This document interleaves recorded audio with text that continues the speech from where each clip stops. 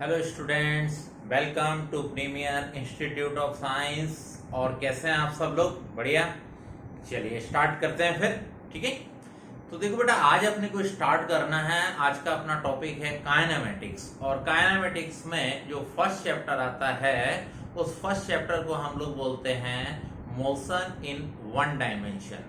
Motion in one dimension को short में 1D भी बोल दिया जाता है। और एनसीईआरटी में देखें तो इसी को हम लोग बोलते हैं motion in a straight line. ये चैप्टर काफी इंपॉर्टेंट होता है। मतलब ये मान के चलो, ये चैप्टर आपको 2 या 3 न्यूमेरिकल देके जाता है। कोशिश ये होती है आपको 3 न्यूमेरिकल मिलने चाहिए, लेकिन 2 तो कंफर्म है। इसलिए इस चैप्टर को बड़े ध्यान से समझना है। हर कॉन्सेप्ट पे जितना न्यूमेरिकल आपको समझने के लिए चाहिए, मैं यहाँ से करा के दूंगा। आपको बस प्रैक्टिस कर लेनी है। जहां भी डेफिनेशन नोट करेंगे, वीडियो को पॉज कर लेंगे। जहां भी अपने को नोट्स बनाने होंगे, वीडियो को पॉज कर लेंगे। ठीक है, इस टाइप से आप काम करेंगे। और हर टाइप के न्यूमेरिकल में कवर करते हुए अपने लेक्चर को कंप्लीट करूंगा। कॉम्पिटिटिव भी कवर होंगे, एनसीईआरटी भी कवर होंगे। मैं टाइम टू टाइम आपको बताता जाऊंगा कि ये न्यूमेरिकल मैं एनसीईआरटी का करा रहा हूँ। ठीक है, तो एकदम हेडेक फ्री होके आप स्टडी करना। आपको बिल्कुल नहीं लगेगा कि अपन ये ऑनलाइन ले रहे हैं। ठीक है, आप ये मान के चलना मैं एकदम आपकी क्लास ही ले रहा हूं। तो अब अपन लेक्चर स्टार्ट करते हैं अपना। तो जैसा मैंने आपसे बोला कि चैप्टर है मेरा मोशन इन वन डायमेंशन, यानी कि motion in a straight line. इस चैप्टर में जब हम एंट्री करते हैं बेटा, तो सबसे पहले अपने को क्या मिलता है? सबसे पहले हमें मिलता है डिस्टेंस। तो पहले मेरे पास आया डिस्टेंस। ठीक है, ये मैंने रिटर्न किया भाई डिस्टेंस। अब बात आती है कि डिस्टेंस होता क्या है। तो मैं डेफिनेशन बता रहा हूं आपको, फिर मैं रिटर्न करूंगा। मैंने बोला ना, एकदम लगेगा आपको कि नहीं हम तो क्लास में स्टडी कर रहे हैं। डिस्टेंस का मतलब होता है it is the actual length of the path covered या travel by a moving body. तो कोई भी मूविंग बॉडी एक्चुअल में जो भी लेंथ कवर करती है, तो पाथ की उस लेंथ को ही हम क्या बोलते हैं? डिस्टेंस। ठीक है, तो डेफिनेशन सबको क्लियर हुई? मैं रिपीट कर रहा हूं, आप उसी के अकॉर्डिंग नोट्स बनाएंगे। तो मैंने आपको क्या बताया बेटा? मैंने आपको बोला डिस्टेंस। डिस्टेंस का मतलब हुआ it is the actual length of the path covered या travel by a moving body. तो कोई भी मूविंग बॉडी जब मोशन कर रही होती है, ट्रेवल कर रही होती है, तो एक्चुअल में जो लेंथ कवर करती है, तो पाथ की उस लेंथ को ही हम क्या बोलते हैं? डिस्टेंस। सपोज मैंने आपसे बोल दिया आपको बॉम्बे जाना है, तो बॉम्बे कितना किलोमीटर जाना है? आपने बोल दिया सर मेरे को 600 किलोमीटर जाना है। तो ये 600 किलोमीटर क्या हुआ? डिस्टेंस हुआ। क्लियर? अब अगर आपसे बोल दिया जाए भाई बाया ट्रेन जाना है, तो आप बोलोगे नहीं, ट्रेन से मेरे को 560 किलोमीटर जाना है। तो बाया रोड कितना था? 600। तो ये डिस्टेंस है जो आप ट्रेवल करोगे उस पाथ पे। ठीक है, यानी कि लेंथ हुआ उस पाथ का, जिसे हम डिस्टेंस बोलने वाले हैं।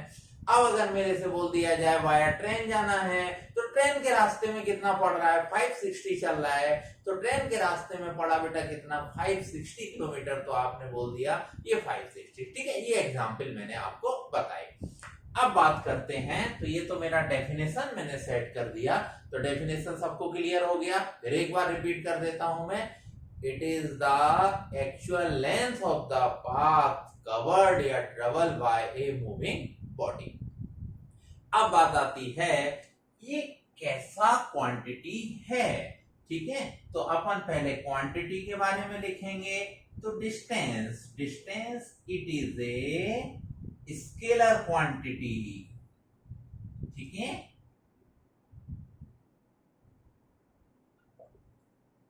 तो ये कैसा क्वांटिटी हुआ?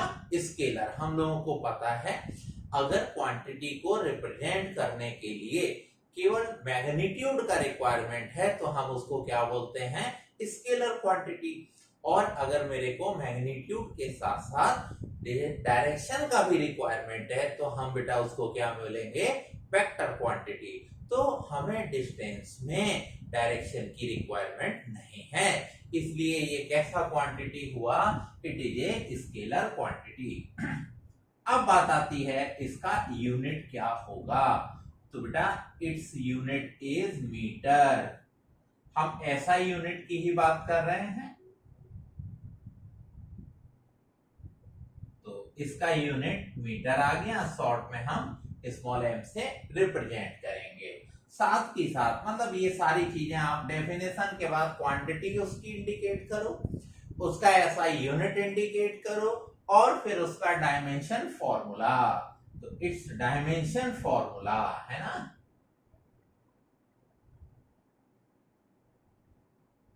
तो डायमेंशन फॉर्मूला है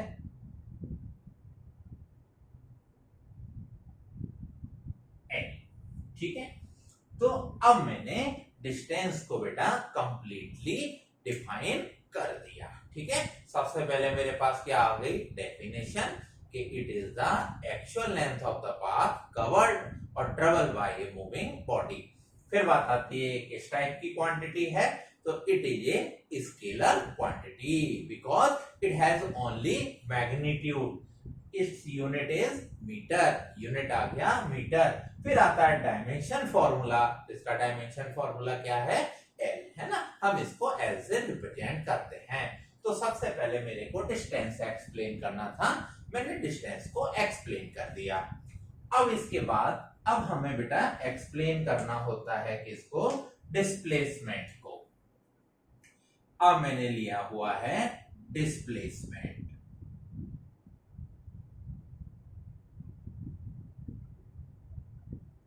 तो ये आ रहा है मेरे पास डिस्प्लेसमेंट। ठीक है, अब डिस्प्लेसमेंट समझिए। डिस्प्लेसमेंट हम किसको बोल देंगे, it is the difference between initial and final position of A moving body. फिर मैं रिपीट कर रहा हूं, it is the difference between initial and final position of A moving body. तो कोई भी मूविंग बॉडी है, कोई भी बॉडी ट्रेवल कर रही है, उसकी हम कोई सी भी दो पोजीशन के बीच का अगर डिफरेंस लेते हैं, तो कोई सी दो पोजीशन लेंगे तो एक पोजीशन पक्का इनिशियल बनेगी और सेकंड पोजीशन पक्का फाइनल बनेगी। तो यही हमारा फाइनल माइनस इनिशियल जो डिफरेंस आने वाला है, इसी को हम क्या बोलते हैं, डिस्प्लेसमेंट। तो क्लियर हुआ, तो डिस्प्लेसमेंट का मतलब हुआ it is the difference between any two positions of A moving body. ठीक है, बाद में हम आपको बताएंगे, जब आप प्रैक्टिकली देखोगे तो आप खुद फिर एक और डेफिनेशन बना लोगे। आप बोलेंगे कि the shortest distance is known as displacement, the shortest distance is known as displacement. ठीक है, अब मैं बताता हूं ऐसा कैसे है। देखिए,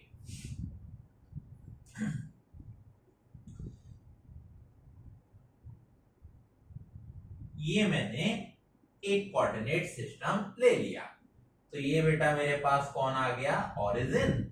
ये मेरे पास एक्स एक्सिस है और ये मेरे पास वाई एक्सिस है। ठीक है, मैंने सपोज किया कि पहले आप किसी इनिशियल पॉइंट पर हैं। मान लीजिए आप पहले किसी पॉइंट P पर हैं।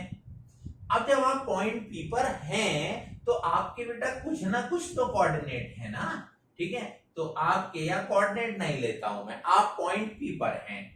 ठीक है, आप पॉइंट P के बाद आप मूव करके समझना बात को, पॉइंट P के बाद आप मूव करके कहां आ गए, पॉइंट Q पर आ गए। तो जब हम पॉइंट P से बेटा पॉइंट Q पर मूव करेंगे तो हम डिफरेंट डिफरेंट पाथ से मूव कर सकते हैं। हम अगर चाहेंगे तो हम पाथ नंबर 1 को फॉलो करेंगे। ठीक है, हम अगर चाहेंगे तो पाथ नंबर 2 को फॉलो करेंगे, और हम अगर चाहेंगे तो पाथ नंबर 3 को फॉलो करेंगे। तो मेरी बात सबको क्लियर हो गई ना, मैं आपको फिर से बता देता हूं बेटा। मैंने कहा कि इनिशियली मैं कहां हूं, पॉइंट P पर, मेरे को मूव करना है कहां, पॉइंट Q पर। तो P से Q पर जाने के लिए सबसे पहले मैंने पाथ नंबर 1 को फॉलो किया, ये मेरा पाथ नंबर 1 है। फिर मैंने इस PQ को इसको फॉलो किया, ये मेरा पाथ नंबर 2 है। और फिर मैंने इसको फॉलो किया तो ये मेरा पाथ नंबर 3 है।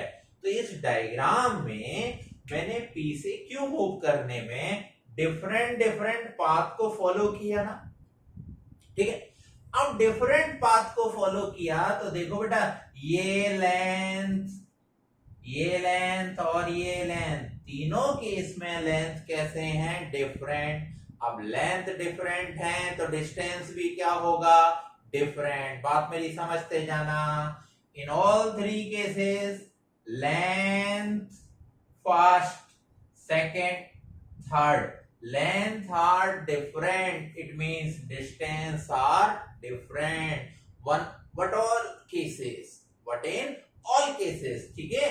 तो सभी केसेस में अगर हम डिस्प्लेसमेंट की बात करें तो देखो, ये मेरा इनिशियल पॉइंट, ये मेरा फाइनल पॉइंट, तो फाइनल माइनस इनिशियल, बेटा अब तो ये हमेशा फाइनल माइनस इनिशियल यही होने वाला है, ठीक है।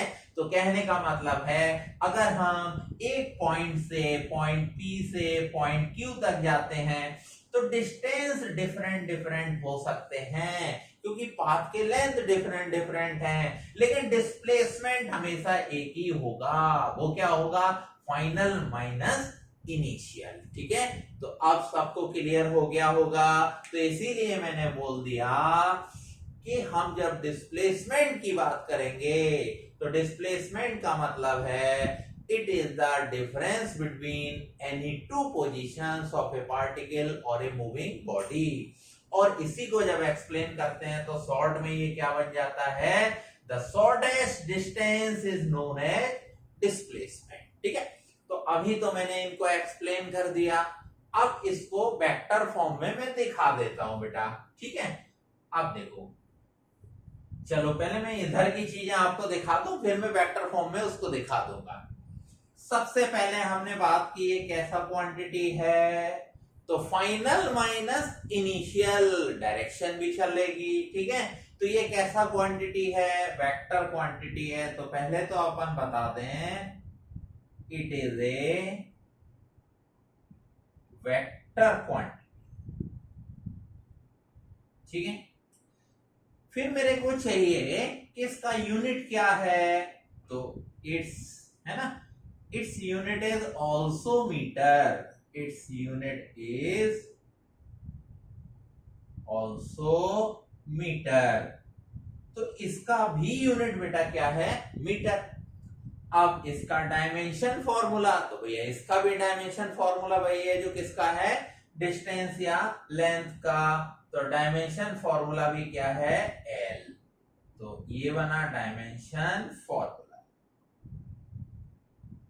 डायमेंशन फॉर्मूला आ गया मेरे पास क्या, L, ठीक है। तो अब ना इसका वेक्टर फॉर्म में दिखाने वाला था आपको बेटा। अब देखिए, ठीक है, अभी तक मैंने आपको थियोरेटिकली समझाया कि ये डिस्टेंस है और ये डिस्प्लेसमेंट है। आप देखो, मैंने क्या किया, ओरिजिन से मैच करा दिया बेटा इसको, और इसको भी मैच करा दिया। अब ओरिजिन के रेस्पेक्ट में ऑटोमेटिकली इसके क्या आ जाएंगे, कोऑर्डिनेट आ जाएंगे। सपोज करो इसके कोऑर्डिनेट हैं x1, y1 और z1, और इस पॉइंट Q के कोऑर्डिनेट हैं x2, y2 और z, ठीक है। हमें मालूम है अगर हम ओरिजिन के रेस्पेक्ट में बेटा इन पॉइंट्स को देखना शुरू करें तो अपने को क्या मिलेंगे, कोऑर्डिनेट। मैंने कोऑर्डिनेट सपोज कर लिए, पॉइंट P के कोऑर्डिनेट आ गए x1, y1, z1, point Q के कोऑर्डिनेट आ गए x2, y2 और z2, ठीक है। अब मेरे को चाहिए क्या, डिस्प्लेसमेंट। तो यहां मैं निकालना हूं बेटा डिस्प्लेसमेंट। अब मेरे को डिस्प्लेसमेंट, तो डिस्प्लेसमेंट में मैंने क्या बोला, final position minus initial position. तो मैंने यहां कर दिया final position minus initial position, ठीक है। अब ये जो आपको ओपी दिख रहा है ना बेटा, ये हमारा पोजीशन वेक्टर है ओपी, कौन सा, इनिशियल। और ये जो ओक्यू दिख रहा है ये हमारा कौन है, पोजीशन वेक्टर है, कौन सा, फाइनल। तो ये रहा इनिशियल पोजीशन वेक्टर और ये रहा फाइनल पोजीशन वेक्टर। तो इनिशियल पोजीशन हमारी क्या है, ओपी, फाइनल क्या है, ओक्यू। क्लियर। अब सोचो, आपने बोला फाइनल माइनस इनिशियल, तो आप जाना चाह रहे हैं कहां से, क्यू से पी पर, क्यू से पी पर। तो क्यू से पी का मतलब है आप जाना चाह रहे हैं ओ क्यू माइनस ओपी, ठीक है।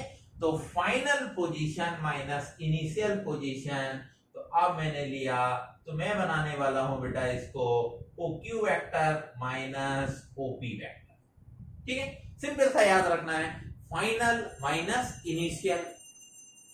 अब देखो कैसे करेंगे हम, माइनस हो रहा है, एक्स एक्सिस में से एक्स एक्सिस को माइनस करना है, वाई में से वाई को माइनस करना है और जेड में से जेड को माइनस करना है, ठीक है। तो मैंने एक्स में से एक्स को माइनस किया, तो जब मैं माइनस करूंगा बेटा मेरे को क्या मिलेगा, x2 माइनस x1, ठीक है। ये रहा मैग्नीट्यूड। अब मैंने डाल दिया डायरेक्शन, डायरेक्शन कितना आ गया बेटा, आई कैप, ठीक है। एक्स एक्सिस में direction I cap, Y axis में डायरेक्शन जे कैप और जेड एक्सिस में डायरेक्शन के कैप। तो ये मिला मेरे को, पहले मैंने एक्स को फ्री किया, अब हम वाई पे बात करेंगे, तो plus y2 minus y1 direction क्या आ गया, J cap, plus z2 minus z1 direction क्या आ गया, के कैप, ठीक है। तो ऐसे करके हम बेटा किसको बनाते हैं, डिस्प्लेसमेंट वेक्टर को बनाते हैं, ठीक है। हालांकि आगे चल के एक चैप्टर आएगा वेक्टर, उस वेक्टर वाले चैप्टर में आप ऑटोमेटिकली ये पूरा पढ़ने वाले हैं, लेकिन यहाँ आया तो मैंने कहा यहाँ भी आपको हम इंट्रोड्यूस करा देते हैं, ठीक है।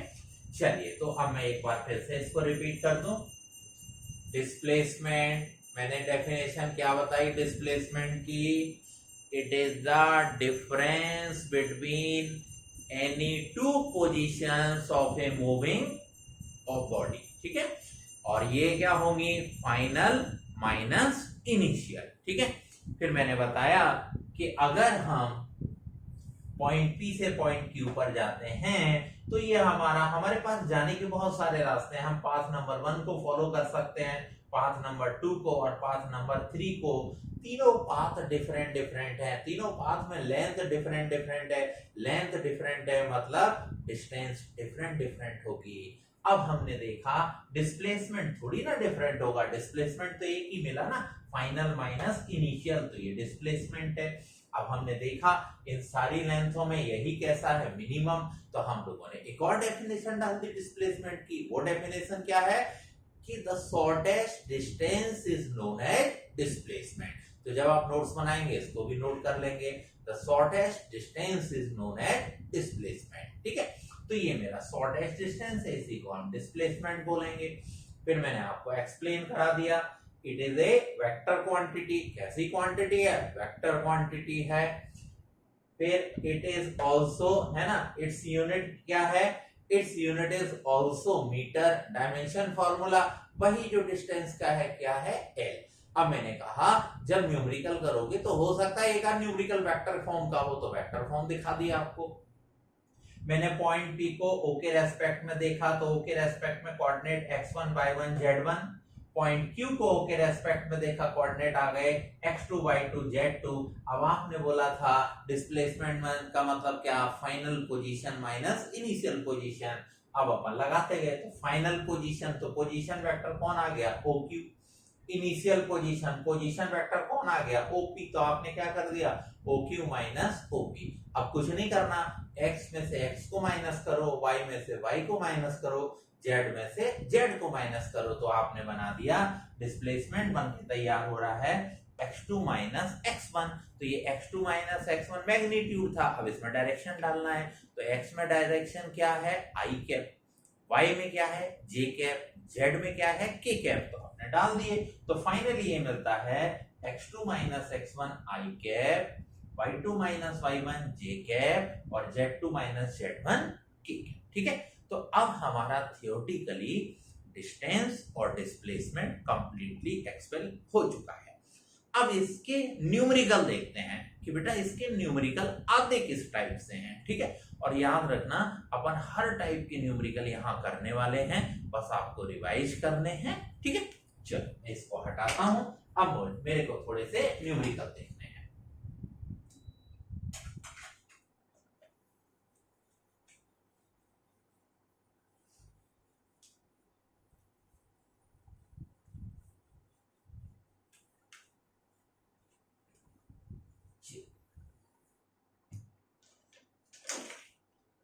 अब मैं न्यूमेरिकल की बात करता हूं बेटा। तो आपको समझाने के लिए मैंने कुछ न्यूमेरिकल लिए बेटा। ठीक है, मैंने ऐसा सपोज किया हुआ है कि एक बॉडी है। ठीक है, मैंने ऐसा सपोज किया कि एक पार्टिकल है जो कैपिटल आर रेडियस के सर्कुलर पाथ पे मूव कर रहा है। ठीक है, ये पॉइंट पी से स्टार्ट करता है और मूव करके, ठीक है, ऐसे मूव कर रहा है। ठीक है, तो मेरा क्वेश्चन क्या बन गया, ए particle is moving on a circular path, A particle is moving on a circular path of radius capital R, then find the distance and displacement, first part, during half rotation, second part during 1/4 rotation, third part during 1 complete rotation। ठीक है, question समझ में आ गया। ए particle is moving on a circular path of radius capital R. ठीक है, find the distance and displacement, first part during half rotation, second during 1/4 rotation और third 1 complete rotation. ठीक है, सॉल्विंग स्टार्ट करते हैं। सबसे पहले अपन थर्ड पोर्शन को बेटा, पहले मैं सॉल्व करूंगा थर्ड को। देखिए, थर्ड में ये पॉइंट पी से चला और मूव करके कहां आ गया, पॉइंट पी पर ही आ गया। ठीक है, पॉइंट पी से चला और पॉइंट पी पर ही आ गया, तो यहां से यहां तक ये ट्रेवल कितना किया, ये इतना लेंथ कवर किया। ठीक है, और मेरे को ये कंप्लीट लेंथ मालूम है, ये कंप्लीट लेंथ कितनी होती है, 2πr। तो इस केस में अगर मैं डिस्टेंस बताऊं बेटा, तो डिस्टेंस मेरा कितना बनेगा, 2πr। तो फॉर 1 कंप्लीट रोटेशन डिस्टेंस कितना हो गया, 2πr। अब मैं डिस्प्लेसमेंट देखता हूं बेटा कि डिस्प्लेसमेंट कितना है, तो डिस्प्लेसमेंट समझिए, इनिशियल पोजीशन क्या है, P, राउंड कंप्लीट करके फिर कहां आ गए, P, पहले कहां थे, P पे, बाद में भी कहां आए, P पर, तो फाइनल भी P है और इनिशियल भी P है। आपको डिस्प्लेसमेंट पता है, फाइनल माइनस इनिशियल, तो जहां थे वहीं वापस आ गए, अब कुछ डिस्टेंस बचा नहीं, बचा ना, तो डिस्प्लेसमेंट कितना हुआ, 0। इसका मतलब है डिस्प्लेसमेंट आ गया 0। ठीक है, सबको क्लियर हो गया। अब आता हूं मैं फर्स्ट पार्ट पे आराम से। फर्स्ट पार्ट बेटा, फर्स्ट पार्ट में हम लोगों ने बोला कि हम आ गए during half rotation. Half rotation का मतलब है, सपोज करो आप पॉइंट P से चले और कहां आ गए, पॉइंट Q पर आ गए। जब हम P से Q मूव करेंगे तो मैंने डिस्टेंस कितना कवर किया, इसको, तो कंप्लीट को कितना बोलते हैं, 2 पाई आर। तो हाफ को क्या बोलेंगे, 2 पाई आर बाई 2, यानी कि कौन, पाई आर। तो अब इस केस में मेरे को डिस्टेंस कितना मिलता है, 2 pi r by 2, that is pi r. ठीक है, हाफ रोटेशन में सबको डिस्टेंस क्लियर हो गया, कितना आया, पाई आर। अब डिस्प्लेसमेंट की बात करते हैं। डिस्प्लेसमेंट देखिए, यहां से हम यहां आएंगे तो ये मेरे पास कौन है, पाई आर, जबकि फाइनल माइनस इनिशियल तो ये है, या शॉर्टेस्ट डिस्टेंस तो ये है। भाई आप ऐसे भी आ सकते थे, ऐसे भी आ सकते थे, शॉर्टेस्ट डिस्टेंस यही है और फाइनल माइनस इनिशियल भी यही है। तो अब आपका डिस्प्लेसमेंट कितना हुआ, यहां से यहां तक, भाई यहां से यहां तक आर, तो यहां से यहां तक भी आर। तो डिस्प्लेसमेंट मेरे पास कितना बनता है, ट्वाइस ऑफ आर।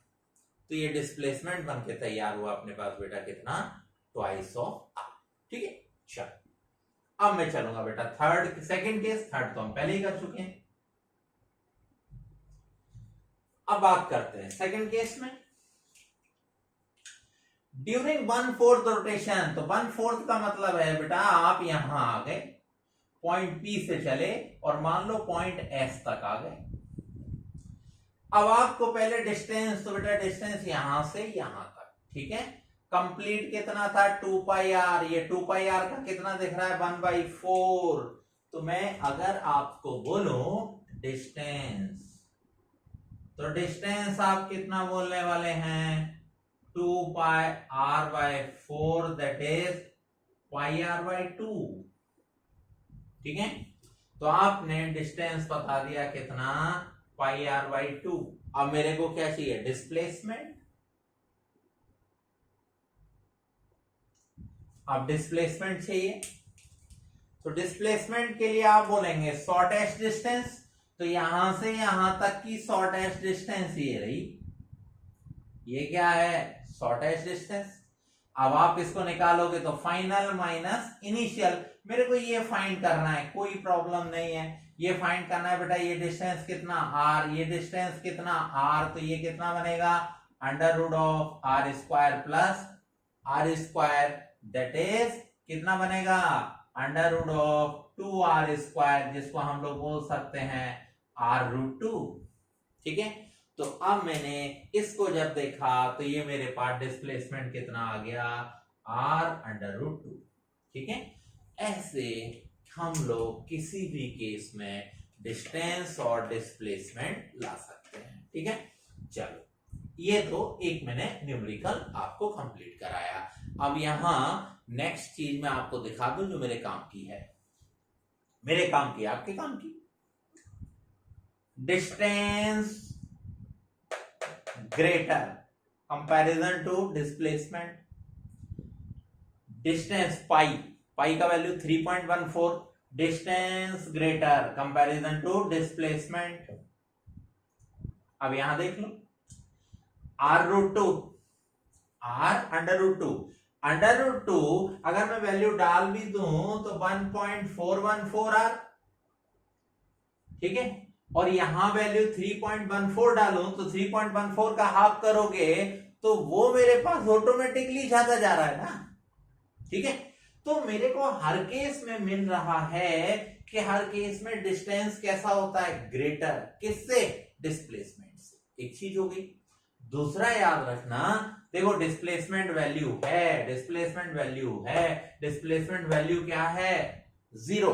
तो एक और चीज याद रखना, डिस्टेंस कैसा आया, ग्रेटर आया। एक तो याद रखना है डिस्टेंस ग्रेटर है जनरली किससे, डिस्प्लेसमेंट से। दूसरा, डिस्टेंस कभी भी 0 नहीं है मूविंग बॉडी के लिए, हर केस में डिस्टेंस है। तो किसी भी मूविंग बॉडी के लिए डिस्टेंस 0 नहीं है लेकिन डिस्प्लेसमेंट 0 है। इसका मतलब distance is always positive while the displacement में बी पॉजिटिव, नेगेटिव एंड 0।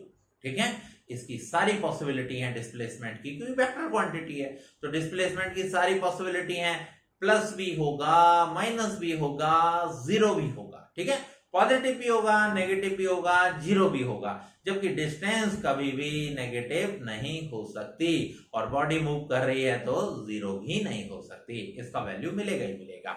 चलो अभी तो मैंने एक एग्जांपल दिखाया आपको, अब मैं थोड़ा सा आगे चलता हूं।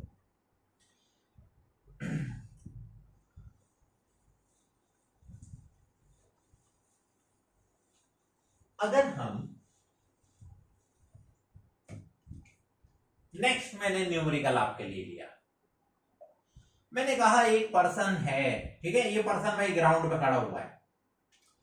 इस पर्सन ने क्या किया, एक स्मॉल है मास की बॉल को, ये पर्सन भाई यहां खड़ा हुआ है, देखो ये पर्सन खड़ा कर दिया मैंने ना, इसको देख के हंसना नहीं। इसने क्या किया, एक स्मॉल है मास की बॉल को हवा में उछाल दिया और फिर बाद में इसी को कैच कर लिया। क्वेश्चन समझना है ना, इसको देख के हंसना नहीं, आप समझना। एक पर्सन, इसने एक स्मॉल एम मास की बॉल को लिया, सपोज अपन ही एक स्मॉल एम मास की बॉल को लेते और ऊपर फेंक देते, ठीक है, मैंने एच हाइट तक भेजा और कैच कर लिया, तो एच हाइट तक भेजा फिर कैच कर लिया, पूछा जा रहा है डिस्टेंस और डिस्प्लेसमेंट बताइए, तो बात कर लेते हैं। एच हाइट पे भेजा और कैच कर लिया, ठीक है, जब एच हाइट पे भेजा और कैच कर लिया तो देखो डिस्टेंस कितना, एच जाना और एच आना, that is twice of H. Displacement, ball फेंकने से पहले कहां, यहां, फेंकने के बाद जब कैच कर लिया तब भी कहां, यहां, तो फाइनल भी यहां, इनिशियल भी यहां, तो आंसर कितना, जीरो। क्यों, क्योंकि फाइनल माइनस इनिशियल कुछ है ही नहीं, तो ये मेरा आंसर क्या बनेगा, जीरो बनेगा। तो मेरा डिस्प्लेसमेंट बेटा कितना बना, डिस्प्लेसमेंट बनता है जीरो, ठीक है, तो ये मेरा बन के तैयार हो गया डिस्प्लेसमेंट जीरो। अब मैं बताता हूं कि इतनी सारी कहानी मैंने क्यों बताई आपको, ठीक है, देखो इसमें तो कोई डाउट ही नहीं है, हम सारे लोग समझ गए। अब ना मैंने यहां पर आपको एक पॉइंट देने के लिए इतना काम किया हुआ है। देखो पीछे भी मैंने बात की, इक्वल इक्वल आ रहे थे, ठीक है, पीछे भी मैंने वही बात की कि ये ग्रेटर आ रहा है और ये कैसा आ रहा है, लेसर आ रहा है। अब मैंने कहा थोड़ी देर के लिए समझो, मैंने कहा एक बॉडी है, लो सर्कुलर पाथ पे फिर मैंने घुमा दिया, मैंने कहा इस सर्कुलर पाथ पे मैं इसको पॉइंट ए से पॉइंट बी तक लेके जाऊं और मेरा पाथ ये होना चाहिए, मान लीजिए इसका रेडियस आ, ठीक है, मैं बॉडी को ए टू बी ले जा रहा हूं, मैं ए टू बी की बात इसलिए कर रहा हूं क्योंकि ये पाथ पे मैंने पहले ही बात कर ली है। तो अगर मैं ए टू बी जाऊं तो बेटा ए टू बी में डिस्टेंस कितना, ए टू बी में डिस्टेंस कितना, twice of R, A to B में डिस्प्लेसमेंट कितना, twice of R, twice of R, ठीक है। तो अब आपने देखा कि इस केस में कैसा आया, डिस्टेंस डिस्प्लेसमेंट इक्वल, और जनरली डिस्टेंस कैसा आ रहा था, ग्रेटर, डिस्प्लेसमेंट कैसा आ रहा था, लेसर। तो ये मैंने इसलिए किया क्योंकि मेरा एक ऑब्जेक्टिव है यहां पे। अब वो ऑब्जेक्टिव आने का टाइम आ गया। देखो इससे पहले वाले सारे केस भी आपके पास हैं, इस केस में दोनों कैसे हैं, सेम। इस केस में डिस्प्लेसमेंट कैसा है, लेसर, डिस्टेंस कैसा है, ग्रेटर। इससे पीछे भी ऐसा ही हुआ है। तो इन सब से मेरे को क्या मिला, इन सब से मेरे को मिला displacement by distance always less than equal than 1। देखिए भाई इस केस में 1 आएगा, मैंने 1 रख दिया। इस केस में करने जाएंगे डिस्प्लेसमेंट बाय डिस्टेंस, क्या आएगा, लेस देन 1। इससे पीछे भी जो हम लोगों ने किए हैं उसमें भी क्या आएगा, लेस देन 1। तो मेरे को फाइनली मिला क्या, तो मेरे को मिलता है displacement by distance less than equal than 1, ठीक है। तो displacement by distance less than equal than 1, ये ऑब्जेक्टिव मेरे बहुत काम का है, बहुत बार इस क्वेश्चन को पूछा गया है, ठीक है। तो सारी चीज क्लियर हो गई आपको। फिर मैं एक बार क्लियर करा दूं आपको। मैंने जब इधर लिया बेटा, देखते जाना, एक कंप्लीट राउंड मारा था, डिस्प्लेसमेंट कितना, 0, डिस्टेंस कितना आया, 2 पाई आर, ठीक है, मतलब डिस्टेंस है, डिस्प्लेसमेंट 0। जब मैंने हाफ राउंड लिया तो ये मेरे पास कितना आया, pi R, that is 3.14 into R. Displacement कितना आया, ट्वाइस ऑफ आर। अब डिस्टेंस ग्रेटर, डिस्प्लेसमेंट लेसर, ठीक है ना। नेक्स्ट मैंने क्या किया, इसके बाद में इस केस की बात करूं तो डिस्टेंस कैसा आया, ट्वाइस ऑफ आर। डिस्प्लेसमेंट भी कैसा आया, ट्वाइस ऑफ आर। फाइनली दोनों कैसे आ गए, सेम आ गए ना। जबकि इससे पहले क्या था, डिस्टेंस ग्रेटर, डिस्प्लेसमेंट लेसर। तो आप सभी जगह अगर हम ऑब्जेक्टिव पे ध्यान दें तो मेरे को क्या मिलता है, मेरे को मिलता है displacement by distance always less than equal than 1, ठीक है। तो ये इक्वल भी होगा और जनरली लेसर होगा, ठीक है। चलो, तो ये डिस्टेंस और डिस्प्लेसमेंट का मेरा कॉन्सेप्ट कंप्लीट हो गया। अब इसके बाद हम आगे बात करेंगे, ठीक है। उम्मीद है आपको यहाँ कोई प्रॉब्लम नहीं हुई होगी, ठीक है। अब इसमें जो छोटे छोटे क्वेश्चंस और हैं उन पे मेरे को बात करनी है। ये तो मैंने छोटा सा क्वेश्चन बनाया, एक और छोटा सा अच्छा क्वेश्चन है, मैं उस पे बात करूं, ठीक है। ये तो मैंने जनरल क्वेश्चन डेवलप किया है आपके लिए, क्योंकि ये मेरा कॉन्सेप्ट बहुत जरूरी था। अब एक बार अपने से एग्जाम में पूछा गया कि भाई ये सब हटाइए, एक बॉडी है सर्कुलर पाथ में ना, क्वेश्चन इनका समझना, एक बॉडी है सर्कुलर पाथ में मूव कर रही है, ठीक है भाई, मूव करने दो।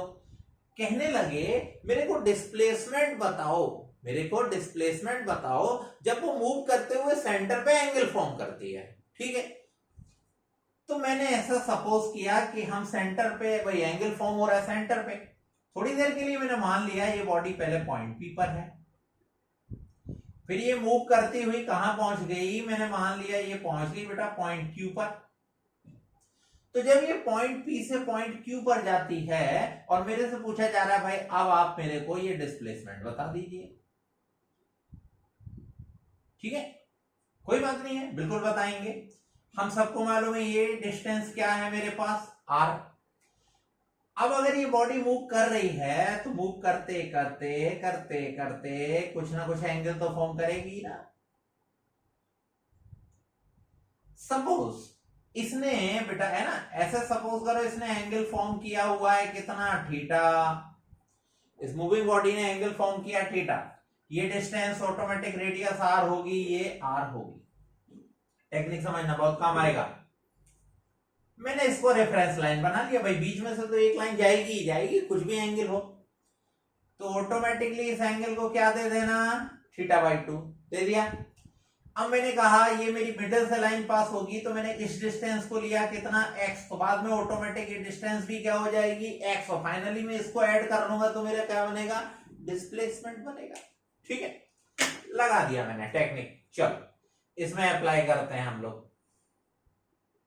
इसमें मैंने अप्लाई किया, यहां से अगर मैं अप्लाई करूं तो मेरे को क्या मिलता है, साइन।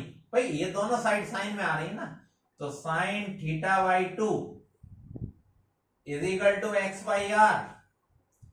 समझ गए ना, एंगल इज इक्वल टू, भाई साइन में आ रहा है, साइन थीटा परपेंडिकुलर है ना this side by this side, तो sine θ/2 is equal to x/r।